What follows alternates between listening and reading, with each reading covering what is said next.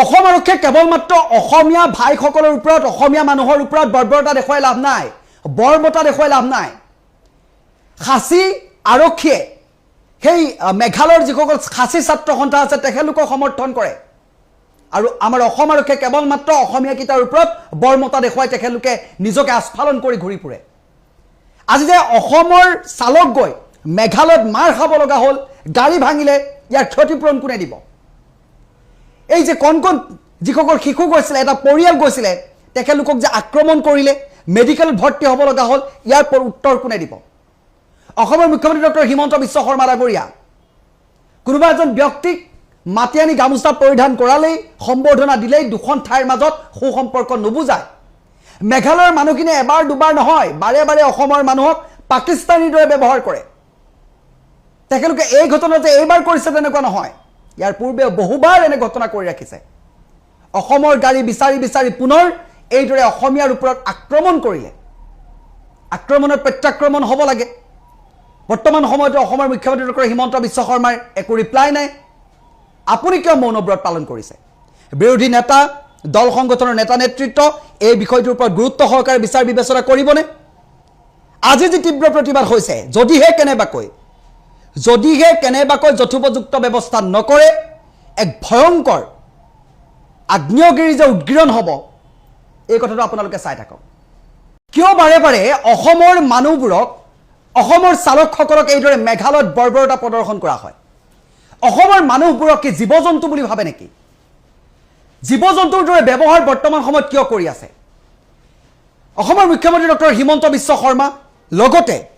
দল সংগঠনৰ নেতা নেতৃত্ব এই কালিৰ দিনটোত মেঘালয়ৰ ৰাজপথত অসমৰ গাড়ী বিচাৰি বিচাৰি, অসমৰ গাড়ী বাছি বাছি যিদৰে মেঘালয়ত খাচী ছাত্ৰ সন্থাই বৰ্বৰতা প্ৰদৰ্শন কৰিলে, ইয়াৰ উত্তৰত আপোনালোকে কি ক'ব? অসম চৰকাৰৰ ফালৰ পৰা বৰ্তমান সময়লৈকে কিয় প্ৰতিক্ৰিয়া প্ৰকাশ কৰা হোৱা নাই? এই যি চালকৰ ওপৰত বৰ্বৰতা প্ৰদৰ্শন কৰিলে, অসমৰ সেই চালকসকলে টুৰিষ্ট লৈ তালৈ গৈছিলে, তালৈ পৰ্যটকক লৈ গৈছিলে। সেইখিনি সময়ত এইদৰে গাড়ী বিচাৰি বিচাৰি, তাত মহিলা যাত্ৰী আছিলে, শিশু আছিলে, তাৰপাছত এনেধৰণৰ বৰ্বৰতা কিয় প্ৰদৰ্শন কৰিলে? তেখেতলোকে অসমৰ লোকসকলক কিয় পাকিস্তানৰ দৰে ব্যৱহাৰ কৰে? ইয়াই কেৱল মাত্ৰ প্ৰথম ঘটনা নহয়, ইয়াৰ আগতো বহুবাৰ এনে ঘটনা হৈ গৈছে। আৰু আজিৰ দিনটো দেখিবলৈ পোৱা গৈছে খানাপাৰাৰ লগতে যোৰাবাটতো তীব্ৰ প্ৰতিবাদী কাৰ্যসূচী লোৱা হৈছে। এই গাড়ীবোৰ যে ভাঙিলে, এই গাড়ীবোৰ যে ভাঙি মানুহক আঘাতপ্ৰাপ্ত কৰিলে, ইয়াৰ ক্ষতিপূৰণ কোনে দিব? কেৱল মাত্ৰ প্ৰতিবাদৰ নামত এনে পশুৰ দৰে ব্যৱহাৰ কিয় কৰিলে অসমীয়া এই চালকসকলৰ ওপৰত? বৰ্তমান সময়লৈকে অসমৰ মুখ্যমন্ত্ৰী ডক্টৰ হিমন্ত বিশ্ব শৰ্মাৰ লগতে চৰকাৰী শাসক পক্ষৰ বিৰোধী নেতা সকলো মৌন। এই বিষয়বোৰৰ ওপৰত যুক্তিযুক্ততাৰ বিচাৰ বিবেচনা কিয় নকৰে? এই গাড়ীবোৰ যে ভাঙিলে ক্ষতিপূৰণ কোনে দিব? গাড়ীখনৰ গাত দুখ কি? সেই ব্যক্তিজনৰ গাত দুখ কি? এটা ভাড়া পাইছে, তালৈ পৰ্যটকে চাবলৈ গৈছে, তালৈ লৈ গৈছে। আৰু এই সংঘাতৰ মূল উৎসটো কি? কিহৰ বাবে তেখেতলোকে বাৰে বাৰে এনে বৰ্বৰতা প্ৰদৰ্শন কৰে? কি পাকিস্তানী বুলি ভাবিছে নেকি অসমবাসী? এবাৰ দুবাৰ নহয়, বাৰে বাৰে তেখেতলোকে পশুৰ দৰে কামবোৰ যে কৰিবলৈ আহিছে। আমাৰ মানুহে গাড়ী আজি অৱৰোধ কৰিছে খানাপাৰাৰ লগতে জাগিৰোডত, কিন্তু গাড়ীখনৰ গাতটো ভুল নাই, গাড়ীখন ভাঙিবলগীয়া কোনো কথা নাই। এই বিষবাস্পটোৰ মূল উৎসটো কি? তাক যেতিয়ালৈকে নাইকিয়া নকৰিব, আলোচনা নকৰিব, তেতিয়ালৈকে মেঘালয় গাড়ীও 1 ইঞ্চি হিলিবলৈ নাপায়। অসমৰ মুখ্যমন্ত্ৰী ডক্টৰ হিমন্ত বিশ্ব শৰ্মা ডাঙৰীয়া কেৱল মাত্ৰ সম্বৰ্ধনা, কাৰোবাক গামোচা পিন্ধাই কিবা এটা কৰিলেই দুখন ঠাইৰ মাজত সুসম্পৰ্ক নুবুজায়। বৰ্তমান যিটো সংঘাত কৰিছে, যিটো বিষবাস্প তেখেতলোকে বিয়পাইছে, প্ৰতিবাদৰ নামত ৰাজপথেৰে ব্লেক ড্ৰেছ পৰিধান কৰি, বাইক ৰেলী কৰি, ব্লেক ফ্লেগ লৈ, আৰু এই দৃশ্যবোৰ আপোনালোকে চাওক, লগাই দিছোঁ। গাড়ীৰ ওপৰত উঠি উঠি গছকি তেখেতলোকে এইদৰে আক্ৰমণ কৰিছে, এই বৰ্বৰতাৰে আক্ৰমণ কৰিছে, মেডিকেলাইজ কৰি পঠিয়াইছে, মানুহক আঘাত কৰিছে। ইয়াৰ উত্তৰ কোনে দিব? তেখেতলোক পশু নেকি? মানুহ হৈ পশুৰ দৰে আচৰণ কিয় কৰিছে? ইয়াৰ ওপৰত উচিত ব্যৱস্থা ল'বনে নলয়? আৰু অসম আৰক্ষীয়ে এই যিসকল প্ৰতিবাদকাৰী আজি প্ৰতিবাদ কৰিছে, তেখেতলোকক বৰ্বৰতা দেখাই লাভ নাই। অসমীয়াৰ ওপৰত অসম আৰক্ষী বৰ্মতা ওলাই লাভ নাই। তাত খাচী আৰক্ষীয়ে খাচী ছাত্ৰ সন্থাক সমৰ্থন কৰে আৰু আমাৰ ইয়াত অসমীয়া গোটাৰ ওপৰতে অসম আৰক্ষীয়ে বৰ্বৰতা দেখুৱাই বাকী অৰুণাচলৰ নগাই যেতিয়া এটা গুলি ফুটাই কলিজা চেপ খাই তাতে ৰখি থাকে একো কৰিব নোৱাৰে কেৱল মাত্ৰ নিজৰ মানুহগিটাৰ ওপৰত তেখেতলোকে লাঠি চলাই গুলি চলাবলৈ তেখেতলোকে ব্যৱস্থা কৰি থাকে তেখেতলোকৰ ওপৰত কি ব্যৱস্থা এতিয়া গ্ৰহণ কৰিব আজি যে এইদৰে আক্ৰমণ কৰিলে ইয়াৰ ওপৰত আপোনালোকৰ প্ৰত্যুত্তৰ কি হ'ব আক্ৰমণৰটো প্ৰত্যাক্ৰমণ থাকিব লাগে প্ৰশ্ন কৰিলে উত্তৰ দিব লাগে তেখেতলোকে আমাক প্ৰশ্ন কৰিছে আমাৰ উত্তৰ কি হ'ব অসমৰ মুখ্যমন্ত্ৰী ডাঙৰীয়া শাসক পক্ষ অসম আৰক্ষী সকলোৱে ইয়াৰ উত্তৰ দিব পাৰিবনে এক ডাঙৰ প্ৰশ্ন হিচাপে থিয় দিছে এই সংঘাতৰ মূল উৎস যেতিয়ালৈকে নোলাব তেতিয়ালৈকে মেঘালয়ৰ যিমানবোৰ গাড়ী মটৰ আছে 1 ইঞ্চিও অসমৰ মাটিৰ পৰা হিলিবলৈ দিয়া নহ'ব 1 ইঞ্চি সোমাবলৈ দিয়া নহ'ব ওলাবলৈ দিয়া নহ'ব আজি প্ৰতিবাদকাৰীসকলে তীব্ৰ ভাষাৰে বৰ্তমান সময়ত প্ৰতিবাদ সাব্যস্ত কৰিছে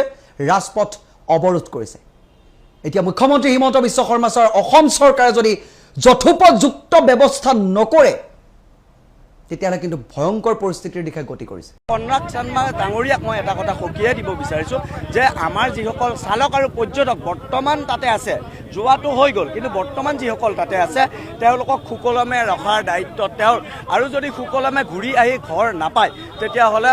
পৰিস্থিতি ভয়াৱহ হ'ব কিন্তু অধিক ভয়াৱহ হ'ব আমি কৈছোঁ যে 1 ইঞ্চি সোমাব নিদিওঁ 1 ইঞ্চিও সোমাব নিদিওঁ আমি গুৱাহাটীৰ পৰা পৰ্যটক কঢ়িয়াই লৈ যাওঁ সেৱা প্ৰদান কৰোঁ এক প্ৰকাৰে তেওঁলোকৰ মানুহখিনিকো আমি টেক্সি আকাৰে সেৱা প্ৰদান কৰোঁ তাৰপিছত আমাক উপহাৰ হিচাপে এনেধৰণৰ মাৰধৰ উপহাৰ হিচাপে আমাক এনেধৰণে নিৰ্যাতিত কৰে সদায় অসমখনক কিবা সৰু বস্তু বুলি ভাবি লৈ ফুটবলৰ দৰে তেওঁলোকে ব্যৱহাৰ কৰে এতিয়া আমি স্পষ্টৰূপে অসম ৰাজ্যিক চালক সন্থাই এই বস্তুটো সকিয়াই আছোঁ যে আমাৰ সৰলতাক তেওঁলোকে দুৰ্বল বুলি ভাবিব নালাগে আৰু আজি এইটো প্ৰথম ঘটনা নহয় যি চালকৰ ওপৰত আক্ৰমণ কৰা এইটো প্ৰথম ঘটনা নহয় বাৰে বাৰে হৈ আহিছে আৰু প্ৰতিটো টুৰিষ্ট ছিজনৰ আৰম্ভণিতে তেওঁলোকে এনেকুৱা ধৰণৰ ঘটনা কৰে তেওঁলোকৰ যি দাবী আছে তেওঁলোকৰ চৰকাৰৰ ওচৰত গণতান্ত্ৰিক প্ৰতিবাদ কৰক তেওঁলোকক প্ৰতিবাদ কৰাৰ ধৰা হ'ল কনষ্টিটিউশ্যনেল ৰাইটছ দিছে কৰক আপত্তি নাই কিন্তু এনেধৰণে কেৱল মাত্ৰ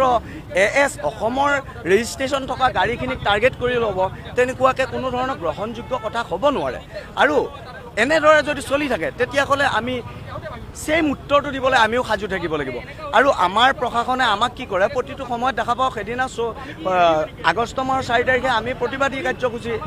কৰিছিলোঁ চচলত তেতিয়া আমাক প্ৰশাসনে ঠেলি হেঁচি বৰ্বৰতাই আমাক সোমোৱালে এতিয়া মই বিচাৰোঁ যে পুলিচ প্ৰশাসনে তেনেদৰে দেখাওকচোন তাত যেনেকৈ বৰ্বৰভাৱে বলি হ'ল অসমীয়া চালক অসমীয়া পৰ্যটক ইয়াতো কৰি দেখালে আমাৰ অসম পুলিচে আমাক এৰি দিব নিদিয়ে আমাক ধৰি ল'ব কথাটো হ'ল যে গণতন্ত্ৰ অকল অসমখনতে আছে নে বাকী চুবুৰীয়া ৰাজ্যবিলাকতো আছে বিশেষকৈ আমি ইন্ধনখিনি তেওঁলোকৰ পেট্ৰল পাম্পৰ পৰাই ভৰাওঁ যিটো CGST তেওঁলোকে পায় SGSTটো তেওঁলোকে পায় তো সেইটো বস্তু সিহঁতে পায় তাৰপাছত পৰ্যটনস্থলীবিলাকত যেতিয়াই আমি এণ্টাৰ কৰোঁ প্ৰতিটো পইণ্টত আমি 50ৰ পৰা 100 টকা 200 টকা 300 টকা দিওঁ সেইটো তেওঁলোকৰ বেছি লষ্ট হ'ব আমাৰ নহয় আমাৰ গাড়ীখিনি যায় মাত্ৰ গাড়ীৰ ভাড়া বুলি ক'ৰবাত পাৰ যদি প্ৰত্যেক দিন হিচাপত ধৰোঁ তেতিয়াহ'লে 1000ৰ পৰা 1200 টকা এটা আমাৰ লষ্ট হ'ব কিন্তু যদি আমি অৰ্থনীতি হিচাপত চাওঁ কৰ হিচাপত চাওঁ তেতিয়াহ'লে প্ৰায় দিনত 200 টকা হ'ব লোকচান কিন্তু তেওঁলোকৰ যে দিনত 1200ৰ পৰা 1500 টকা প্ৰতিখন গাড়ীৰ পৰা হ'ব দিনত একেবাৰে কম হ'লেও 2000 গাড়ী আমাৰ ইয়াৰ পৰা প্ৰতিদিনে 1000ৰ পৰা 2000 গাড়ী উঠে আচলতে তেওঁলোকৰ যি 5টা দাবী আছিল তাৰে ভিতৰত এটা দাবী আছিল যে সিহঁতক প্ৰাধান্য দিব লাগে গাড়ীৰ ক্ষেত্ৰতে হওক চাকৰিৰ ক্ষেত্ৰতেই হওক সিহঁতক প্ৰাধান্য দিব লাগে নেগ্ৰিমছ নামৰ হস্পিটেলখনত তেওঁলোকৰ সুৰক্ষা বিচাৰিছে আচলতে তেওঁলোকক ৰিজাৰ্ভেশ্যন লাগে যি লাগে লাগক যি কৰে কৰক আমাৰ তাত এতিয়া আমি যদি গম পাওঁ আমাৰ তাত অসমীয়া আই থিংক 2.5%হে আছে বহুত অসমীয়া নাই খুব কম অসমীয়া তাত আছে আৰু সেইসকলৰো নিৰাপত্তাৰ দায়িত্ব কন্যাত চাংমাৰ আৰু এই দাবীক লৈ যে এনেধৰণৰ বৰ্বৰতাৰে গাড়ী আক্ৰমণ কৰিব বা গাড়ী ভাগি ছিগি দিব সেইটো কথা আমি কোনো পধ্যেই নামানো যে অকল AS চাইছে এইটো বস্তু আপোনালোকে লক্ষ্য কৰিছে নাজানো আমি এজন সাংগঠনিক বিষয়ববীয়া হিচাপে এটা বস্তু ভালদৰে লক্ষ্য কৰিছোঁ যে AS চাই জঁপিয়াই গাড়ী গ্লাছ ভাঙিছে এটা সৰু পোৱালি আচলতে পোৱালিটোৰ গাত গ্লাছ সোমাই গৈছে এনেধৰণৰ যি কাৰ্য কৰিছে সম্পূৰ্ণ নিন্দনীয় গৰিহণাৰ যোগ্য ইয়াত কিন্তু ML একো ৰেজিষ্ট্ৰেশ্যন গাড়ী নচলিব কেৱল অসমেহে হাত ভনীয়ে সূত্ৰটো তৈয়াৰ কৰি ৰাখিছে সূত্ৰটো মানি চলিছে আমি দেখিবলৈ পাইছোঁ অসমৰ বাদে বেলেগ কোনো ষ্টেটে অসমক এই আৱেগত ধৰি ৰখা নাই নেচৰ পৰা KSU নিচিনা অৰ্গেনাইজেশ্যন গতিয়াই বাহিৰ কৰি দিব লাগে ফাচিষ্টৰে নিৰ্ণয় কেতিয়া কোনো কাৰণত নেচৰ লগত থকাৰ এইখিনি অধিকাৰ অধিকাৰ কেতিয়া কোনো কাৰণত পোৱা নাই এই আক্ৰমণ কেৱল অসমীয়াৰ ওপৰত আক্ৰমণ নহয় এই আক্ৰমণ সমগ্ৰ অসমৰ ওপৰত আক্ৰমণ চলাইছে মেঘালয়তে ষ্টুডেণ্ট ইউনিয়ন নাই ইয়াতে অসমতো দল সংগঠন আছে আৰু অসমৰ মানুহৰ কাৰণে অসমৰ ৰাইজৰ কাৰণে দল সংগঠন আছে AS লিখা ৰেজিষ্ট্ৰেশ্যনৰ গাড়ী যিবিলাক ব্যক্তিয়ে মাৰিছিলে সেইসকল ব্যক্তিৰ ওপৰত এখন এখনকৈ আপোনাৰ এজাহাৰ চৰজমিন তদন্ত অসম পুলিচে চলক হয় ইয়াত যে মানুহখিনি যে ইয়াতে উপস্থিত হৈছে ইয়াত যে প্ৰতিবাদ কৰিছে এই প্ৰতিবাদটো ভোজ ভাত খাবৰ কাৰণে প্ৰতিবাদ কৰা নাই এই প্ৰতিবাদৰ যোগেদি অসম চৰকাৰ তথা আপোনাৰ মেঘালয় চৰকাৰক জনাই দিয়া হৈছে যে অসমৰ মানুহ নিৰাপত্তাহীনতাত ভুগিছে আৰু সকলোকে ডাঙৰ কথা হ'ল এই প্ৰতিবাদত জড়িত হৈ থকা প্ৰত্যেকজন ব্যক্তি জেন জি জেনেৰেশ্যনৰ হয় এইটো কিন্তু আমি জেন জি জেনেৰেশ্যন হিচাপে ইয়াত মোৰ আশে পাশে থকা জেন জি জেনেৰেশ্যন হিচাপে আমি লাজ পাইছোঁ আৰু KSU খাচী ষ্টুডেণ্ট ইউনিয়নে ভাবি এইটো কথা মনত ৰখা স্পষ্ট দৰকাৰ যে কেৱল মেঘালয়তে ষ্টুডেণ্ট ইউনিয়ন নাই ইয়াতে অসমতো দল সংগঠন আছে আৰু অসমৰ মানুহৰ কাৰণে অসমৰ ৰাইজৰ কাৰণে দল সংগঠন আছে বিলাসীতে অসমৰ নিচিনা সংগঠনটোৱে অসম আৰু অসমীয়াৰ কাৰণে জাতি আৰু স্বদেশৰ স্বজাতিৰ কাৰণে অসমীয়াৰ কাৰণে কাম কৰি আছে এই আক্ৰমণ কেৱল অসমীয়াৰ ওপৰত আক্ৰমণ নহয় এই আক্ৰমণ সমগ্ৰ অসমৰ ওপৰত আক্ৰমণ চলাইছে গতিকে অসমৰ মাননীয় মুখ্যমন্ত্ৰী মহোদয় আপুনি মেঘালয়ৰ মুখ্যমন্ত্ৰীৰ লগত বহক আলোচনা কৰক আৰু এইটো নেচৰ পৰা KSU নিচিনা অৰ্গেনাইজেশ্যন গতিয়াই বাহিৰ কৰি দিব লাগে কাৰণ KSU খাচী ষ্টুডেণ্ট ইউনিয়নে কেতিয়া কোনো কাৰণত নেচৰ লগত থকাৰ এইখিনি অধিকাৰ কেতিয়া কোনো কাৰণত পোৱা নাই গতিকে আমি আপোনালোকে এই মজিয়াৰ পৰা প্ৰতিবাদকাৰী হৈ কেব চালকৰ হৈ অসমবাসী হৈ বিলাসীতে অসমৰ তৰফৰ পৰা এটা কথা স্পষ্ট কৰিব বিচাৰিছোঁ এনেকুৱাকৈ যদি আক্ৰমণ কৰি থাকে প্ৰত্যাক্ৰমণ নহয় ইয়াত কিন্তু ML একো ৰেজিষ্ট্ৰেশ্যন গাড়ী নচলিব অসমৰ মানুহে যদি কিবা কাৰণে যদি ML ৰেজিষ্ট্ৰেশ্যন চলাইছে ML ৰেজিষ্ট্ৰেশ্যন থকা সেই মানুহখিনি ভুগিব লাগিব এইটো স্পষ্ট কথা নহয় এইটো কথা বাৰে বাৰে চলি থকা হৈছে আমি দেখিবলৈ পাইছোঁ যে ইয়াৰ এটা স্থায়ী সমাধান এতিয়ালৈকে আলোচনা কেইদিনমান আগত নাগালেণ্ডত হ'ল কেইদিনমান আগত অৰুণাচলত হ'ল এই আমাৰ অসমৰ দাঁতি কাষত থকা যিবিলাক ষ্টেট আছে প্ৰত্যেকবিলাক ষ্টেটে কেৱল আমাৰ অসমৰ ওপৰত চৰণীয়া পথাৰ মাহীয়া চকে চাবলৈ আৰম্ভ কৰিছে অসমৰ মাননীয় মুখ্যমন্ত্ৰী মহোদয় আপুনি ইয়াত আপুনি কঠোৰ হওক আৰু যিকেইজন ব্যক্তিয়ে অসমৰ AS লিখা ৰেজিষ্ট্ৰেশ্যনৰ গাড়ী যিবিলাক ব্যক্তিয়ে মাৰিছিলে সেইসকল ব্যক্তিৰ ওপৰত এখন এখনকৈ আপোনাৰ এজাহাৰ চৰজমিন তদন্ত অসম পুলিচে চলক হাত বনি বুলি কোৱা কিন্তু হাত বনিৰ পৰা মুখত থাকিলে কেৱল অসমেহে হাত ভনিয়ে সূত্ৰটো তৈয়াৰ কৰি ৰাখিছে সূত্ৰটো মানি চলিছে আমি দেখিবলৈ পাইছোঁ অসমৰ বাদে বেলেগ কোনো ষ্টেটে অসমক এই আৱেগত ধৰি ৰখা নাই অসমীয়া মানুহখিনি আমি আৱেগিক মানুহ অসমীয়া মানুহখিনি সকলোকে মৰম কৰোঁ অতিথি পৰায়ণ হয় গতিকে আমি দেখিবলৈ পাইছোঁ যোৱাকালি মেঘালয় পুলিচৰ সন্মুখত অসমৰ AS লিখা গাড়ী ভাঙি দিছে সন্মুখত পুলিচ একো নাই আজিও ভাঙিছে গতিকে আমি যোৱাকালিলৈকে নাছিলোঁ বানাকান্তৰ কাষত আছিলোঁ বিলাসীতে অসম আজিৰ পৰা আপোনালোকৰ লগত আছোঁ যোৱাকালিৰ পৰা আমাৰ লগত লৰাই যোগাযোগত আহিছে আৰু আনাদা 10 দিন মই গুৱাহাটীত থাকিম বিলাসীতে অসমীয়াত থকালৈকে জাতীয় দল সংগঠন থকালৈকে প্ৰতিবাদকাৰী থকালৈকে কেব চালক সন্থা থকালৈকে মটৰ চালক সন্থা থকালৈকে কেতিয়া কোনো কাৰণ আৰু ইয়াত অসমৰ গাড়ী ভাঙিব নোৱাৰে চৰকাৰে একো পদক্ষেপ দেখা পোৱা নাই